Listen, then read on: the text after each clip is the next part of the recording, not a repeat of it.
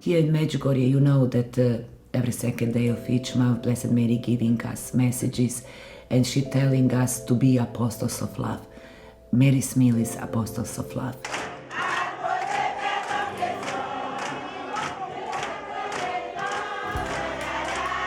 This is way more than a feeding and education program. This impacts people in such a massive way. A lot of them, they didn't eat at all in a day before they came to school. Now they're motivated to come to school. They're motivated to be part of that community. They eat, they can focus. Now when you speak to them, they're saying, I want to be a doctor, a lawyer, education suddenly becomes like a possibility. I had a great chance to be a gangster too, but fortunately, I found Mary's Mills and I found education. And Mary's Mills feeds me for almost 12 years. So I am now started to have a new dream and realize that I can become something good than becoming something bad. And when you go into these communities, from the fathers to the mothers, the children, they can't wait to get up and say, this has really changed our lives, you know. Has impacted our life, he has changed the children's attitude, he has created higher achievement rate, and he has transformed their life. It's quite hard to fathom, just how quickly this has grown and to what extent. Its source is Medjugorje and wanting to respond to Our Lady's call to holiness there. In the early 80s, as a teenager, I went with my brothers and sisters to Medjugorje, and it really changed our lives in lots of different ways. It just, I think, confirmed all those kind of hopes and dreams that, yes, it was absolutely true, that in our day, at this time, Our Lady was appearing to us.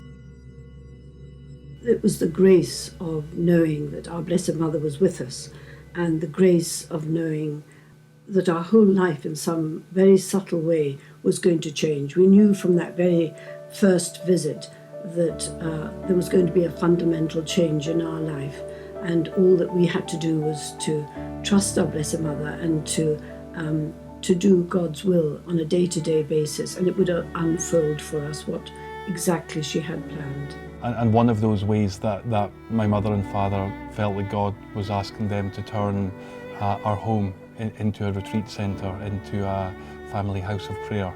And that was a wonderful thing, a huge gift for us. All these amazing people started to come into our home. And then, the years went by and the war began in Bosnia, and that was a horrible thing for all of us, something we never could have imagined. I think there was a particular sorrow in our hearts because it was a place that that meant so much to us. It was where Medjugorje was. I think we began to realise the enormity, perhaps, of Our Lady's plan here. We began talking about the idea of trying to do something small to help. And that led to all of us launching just a very little appeal, asking people for basic things, for food, for clothing. And all this stuff started to come in here. And I asked my dad if we could borrow his shed to store these gifts that were coming in.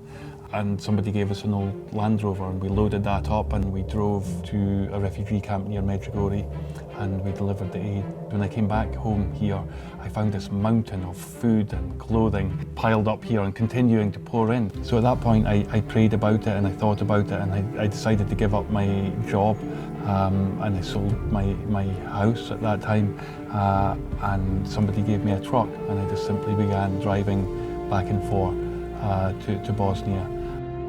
Then over the years our work began to evolve. We began to get involved in building homes for abandoned children in Romania, health clinics for people in Liberia during their terrible civil war. Lots of different things, but no real theme or focus to our work. And then in 2002 we were beginning to read reports about this terrible famine that was afflicting Malawi. And we went to Malawi for the first time that year, and I met a family in one of the villages. The mother of the family was dying, and her husband had already died. And then I started talking to her oldest child sitting beside her, and he was called Edward, and Edward was about 14 years of age. And at one point in the conversation, I said to Edward, Edward, what are your hopes? What are your ambitions? And he looked at me and he said, I'd like to have enough food to eat, and I'd like to be able to go to school one day. And that was it. That was all of his ambition at 14 years of age. Edward's words really hit home to me, really made me think about that more. And so very soon after that, we began. We began Mary's Meals, that simple thing of providing one meal every day in a place of education for the hungry child, so that you meet the immediate need of that child for food, but at the same time you tackle the underlying cause of poverty by enabling them to come into the classroom where they can get that education that can set them free. And I really felt almost like that's what God had been preparing us for all these years before that.